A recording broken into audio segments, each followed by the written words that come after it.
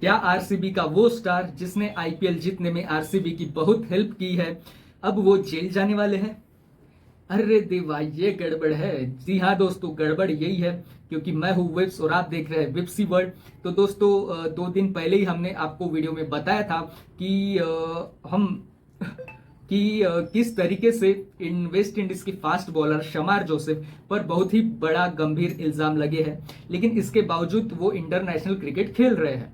West Indies cricket board उन पर लगे आरोपों पे ना केवल चुप है, बल्कि उनको टीम में भी शामिल करके इंटरनेशनल मैचेस खिलाए जा रहे हैं।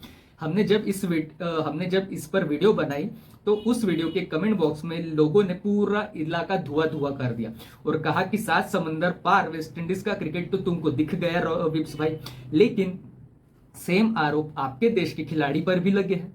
और हम देखकर चौंक गए क्योंकि वाकई में यश दयाल पर गंभीर आरोप लगाए गए हैं दोस्तों। परसों तो यह खबर ब्रेकिंग न्यूज थी, लेकिन अब यह केस बहुत आगे बढ़ चुका है और मामला चीफ मिनिस्टर के ऑफिस तक भी पहुंच चुका है। लेकिन इससे पहले कि हम लोग वीडियो में आगे बढ़े, मैं आपसे बोलूंगा कि आप वीडियो आगे बढ़ते हैं, बात करते हैं यश दयाल की। जी हाँ, खबरों के हिसाब से यश पर एक 27 साल की महिला ने फिजिकल और मेंटल असॉल्ट का केस दर्ज कराया है। महिला गाजियाबाद की है और कंप्लेंट में उन्होंने यह कहा कि यश ने उनके साथ शादी का वादा किया था। उनका रिलेशनशिप 5 साल से भी ज्यादा चला। यश ने अपनी फैमिली से भी इन महोदय को मिलवाया और बाकायदा होने वाली बहू की तरह इंट्रोड्यूस किया। यही नहीं, यश के घर वाले भी काफी अपनेपन से इनसे मिले। इस वजह से इस महिला को और आप भी ज्यादा आशा हुई कि यश दयाल इनसे ही शादी करने वाले हैं, लेकिन 15 साल के रिलेशनशिप के बाद ऐसा नहीं हुआ। यही नहीं, कंप्लेंट करने वाली महिला ने कहा कि उनके पास सारे सबूत भी है और तो और यह भी बोला गया है कि इस तरीके से और भी कई महिलाओं के साथ यश दयाल रिलेशनशिप में रह चुके हैं।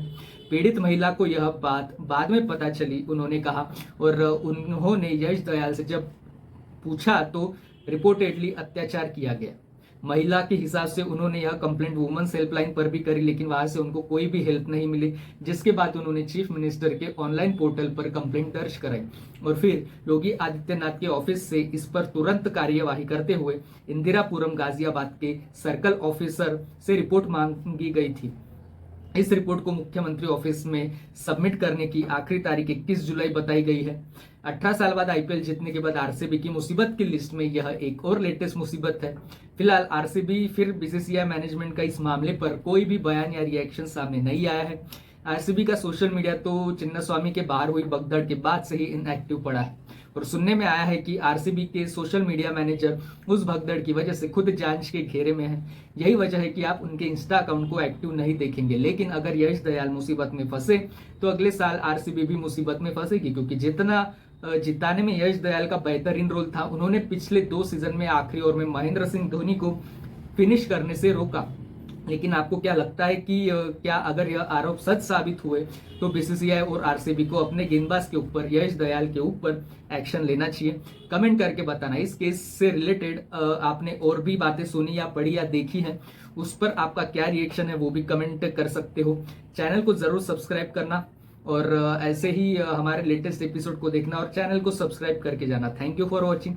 कल मिलते हैं, तब तक के लिए गुड बाय। जय हिंद, जय भारत।